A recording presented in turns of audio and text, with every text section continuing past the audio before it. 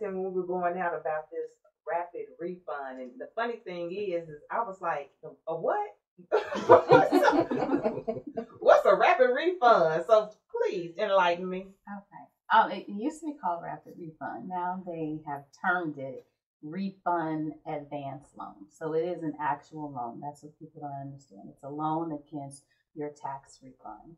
So they are giving you money right now. Usually get it within a day in anticipation, because it used to also be called a refund anticipation loan, on the fact that you're expected to get a refund back. So there are fees associated with that, as any other loan. So it's a short-term loan. The interest rates is 36%. Wow. That is an annual percentage rate.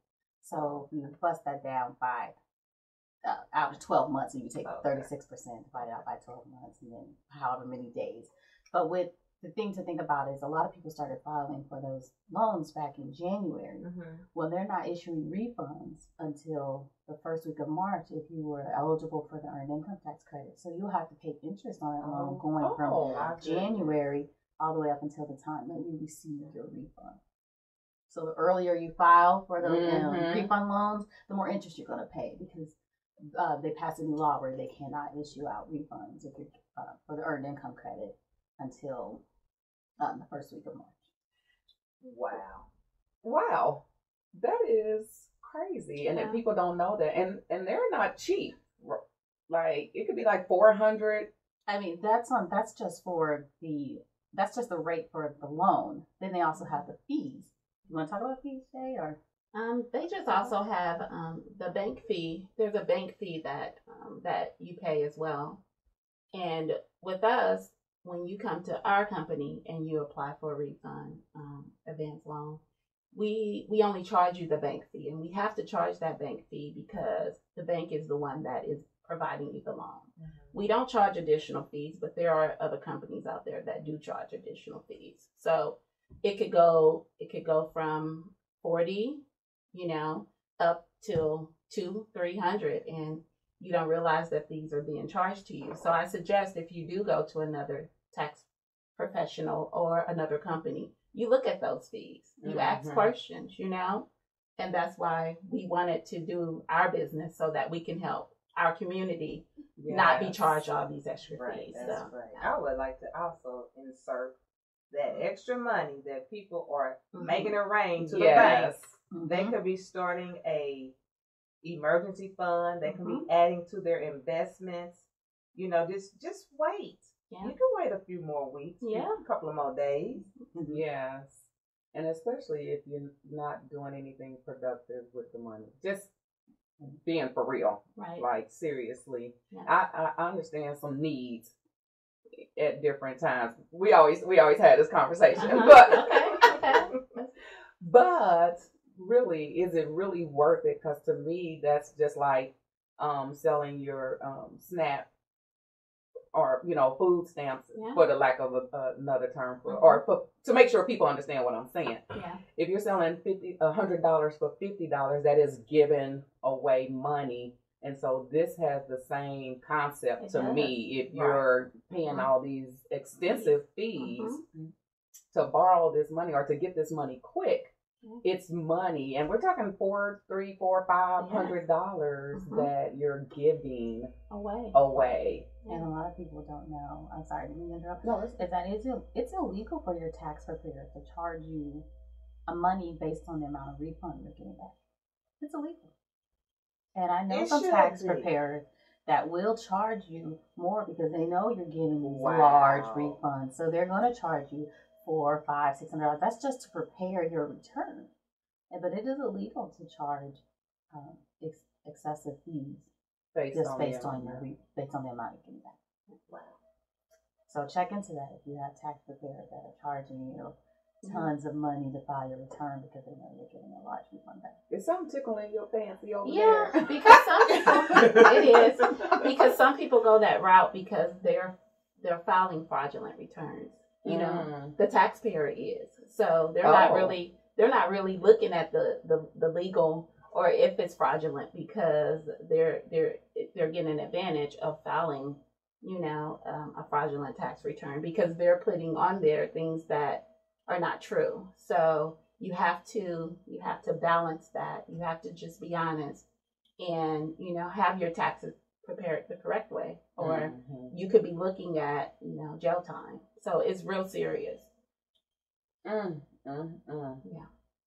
I know I ain't trying to spend no time nowhere. I know, right? Girl. I know, right? No, It's not worth it. It's not worth it. It's not worth the extra money. Instant gratification. I was just gonna say that. Yes. Oh my goodness. Yep. Yeah. We got to step away from it. That instant gratification, wanting things right now, and in a hurry. Yeah. And then another thing is, what you don't realize is the IRS, just like technology is growing for us, the IRS, they're finding out information more quickly, and it's more accessible to them. So you have to be careful with that, I don't play that. Yeah. And because they can catch you that first year. They wait till it piles up. Yeah, they do. Come get you for $50. They gonna wait for that tax bill to go up, and then they're gonna hit you. Yeah. Yes. Oh my gosh. Right. Man, that's crazy. Kind of relevant, but not relevant. But I was thinking the same thing with like unemployment, people who are fraudulently, Same thing. applying for unemployment. They don't want that money back. Yes, they find out. And what I hate is people do it fraudulently, and here I tried to file for it, they wouldn't give it to me. Yeah. I don't understand. Really? Yes. You should come to us, Tiffany. We can help you with that. I mean, you Y'all have your own business. Y'all can help me get some unemployment. Well, we can help you get the unemployment, but because you own your own business, you should be able to get PUA. I was supposed to be able to get it because I'm a travel advisor, and they extended it to us because in the past, pre-COVID, you couldn't get it, of course, if you are an entrepreneur. Yes, right. But yes, no. Did you go through Kansas? Yes. And you filed your return, your 2019 I return? gave them everything they asked me for. Oh, you need to appeal that. You need to appeal it. Have you tried appeal? Yeah, you have to appeal it. I don't know nothing about unemployment. That's why you need Johnson and And a lot of people don't know is that they may say sometimes it's to discourage you. Yes. Sometimes the process is discouraging. Yes. So you have to come back and file those appeals, and that time you'll get to see a committee and they'll talk to someone and plead your case. Like you have to plead your case. Yeah. It's easy for them to say no because they don't understand your situation. They don't know where it's coming from. So it's just like I've been working all these years and have never applied. I want to be right, do the things right. But what people don't also understand, being self-employed doesn't mean you're not eligible for unemployment. It's that you have to just pay that self-employment tax. That's what that's supposed to cover. That self-employment tax is supposed to cover you for when you're in those situations when you are unemployed. And you pay that self-employment tax during tax season. And a lot of people don't realize that. That's when you pay your self-employment taxes during tax season. So I'm calling out. I'm sorry. Okay. I just cut you out, but when this is over with, we're having a conversation. We're having a conversation. I didn't realize that. Yeah, you can definitely apply for unemployment and definitely appeal it. So. Okay, well, I'm sorry to get us all sidetracked, but I got you help, girl. We're here to get this thing fixed, and we're gonna have some checks in that bank account. Yes. So usually people who do the loan, the anticipated loan rapid refund thing, is usually because they're getting this earned income credit right there. So how does that impact your refund? What is an earned income credit? How do I get one? No. But how does it impact the refund? Okay, so the earned income credit is for individuals who have low to moderate income. So you may not qualify. Another phase out. However, a lot of individuals think that because you can only get the earned income credit if you have a dependent or dependents, and that's not true. Yes, many individuals who are below a certain income level can also qualify for earned income credit. So that's exactly, and that's why I tell people, file your taxes. You never know. For example, my uncle, he receives Social Security benefits. Mm-hmm. And last year he said, Shay, can you I'm like, Uncle, file your taxes. You may not owe. He ended up getting a check for $600 because he worked part-time. So he received the earned income credit based on the part-time work that he did. Mm. So a lot of people don't know this. You have to, even if you get there and they say, hey, you didn't have to file, just go there and try to, figure out if you owe, just go ahead and pay the money. Or make arrangements, whatever. Yeah. Right. And in order to qualify for the credit, you have to, of course, be low to moderate income, a U.S. citizen. You have to have a valid social in the United States, of course. But you can't be the status of married filing separately. Mm. And we'll get into those statuses. It just means that if you're married and you were to file separately than your spouse, then you wouldn't qualify for this credit. And then another thing is no investment income above the rate of $36.50.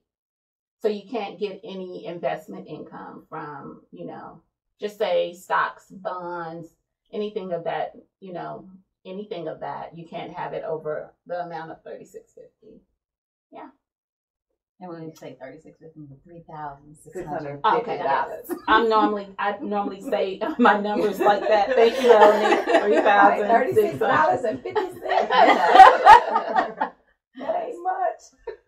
Nope. Man, this is some good stuff. And then also to add, if you do qualify for that earned income credit, your entire refund will be delayed until the 1st week of March. Yeah. Mm. I think it was mid-February last year, if I'm not mistaken. But this year, because of COVID, and, we have a lot to discuss based on the COVID and what it did to the IRS and, how it impacted us as taxpayers. But yeah, they extended it about 2 or 3 more weeks in order for them to prepare. Because like I said, they're doing audits on, they're not really audits. I don't want to confuse people, but they take their times when it comes to individual filing dependents. And they're looking through those more extensively now. Wow. They've even delayed the start. Yes. When they're going to start receiving submissions for the this year till what is it, February 12th. February 12th. Okay. Yeah, man, this is some good stuff. Yeah. It is. Yeah, I'm feeling full. All right, so the other credits are premium tax credit, advanced tax credit, which would be the affordable health care. Is that what it is? Yes. So a lot of individuals are receiving insurance through the marketplace. Mm-hmm. So for if you do file insurance in the marketplace, you do have to fill out a form for the premium tax credit or advanced tax credit. So basically, if you have insurance in the marketplace and it's not affordable for you, they'll give you advanced credits to help you pay for your premiums, for your insurance premiums. So at the end of the year, you have to file a return to reconcile. It's based on your income. So say in the beginning of the year, you weren't working and you didn't have any income. Mm-hmm. So they're going to give you advanced credits to pay for your premiums. But say during the middle of the year, you start working, you have income, you're now able to start paying for your own insurance. They're going to make you do a reconciliation to say, okay, we gave you, $3,000 towards your credit, but based on your income, you should have only received $2,000 in credits. You're going to owe that difference between what they paid out and what you were eligible to receive. Yes. And I've had clients contact me about that. They'll say, I received this letter from the IRS and they're asking me for a form about the marketplace and I don't know how to complete it. So if you need help with those forms, we're available, because you have to reconcile what you receive versus, the credit that you were supposed to receive. So you have to reconcile it to determine that amount that she spoke of. So yeah. And if you don't file that return, it can cause a delay in your return. And you don't want your return to be delayed. Not during this season, no. Wow. So when they say marketplace insurance, they mean Obamacare. They've also turned it Obamacare. Obamacare. Oh my goodness. My head is blowing up already. This is too much knowledge for 30 minutes. So, okay, Jay, we were talking about this Obamacare or marketplace or whatever, and you kind of got me stumped on the marketplace. Can you clarify? I sure can. Well, when you go there, or when you go online and you fill out for the application to receive the marketplace insurance, you tell them the amount of income that you received up until that point, and that's what they base the amount that they will give you as a credit. So they'll give you a credit during that time, but then if you add additional income to that throughout the year, when you file your taxes, and then you report that income on your taxes, then that's when the IRS step in and say, this is the amount that you said that you received, but you're reporting an income at this amount, so you'll owe those additional monies back based on the credit that you received. Okay, so a person that is not insured, they need to get insurance, so they go online to Marketplace. They fill out a thing for insurance, and they have to put in their income. Yes. Okay, and then so midstream, they get a job. They get their own insurance through their job, so they'll have to come back and cancel insurance.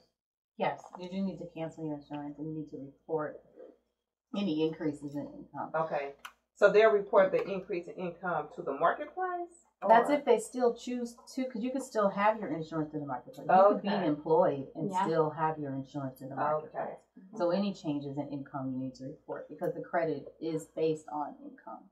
So it doesn't matter if you had 3, 4, 5 jobs or no jobs. It's all based on your income. And at the end, you may not owe the credit based on your tax liability or your income. You may or may not owe. But if they overpay those premiums for you, because basically they're just paying your insurance premiums for you, and they need to know, you need to give my money back for paying these premiums or not. Like, I didn't pay this out, but could you really have paid it yourself? So it's kind of like, got you. Yes. Thank you for that.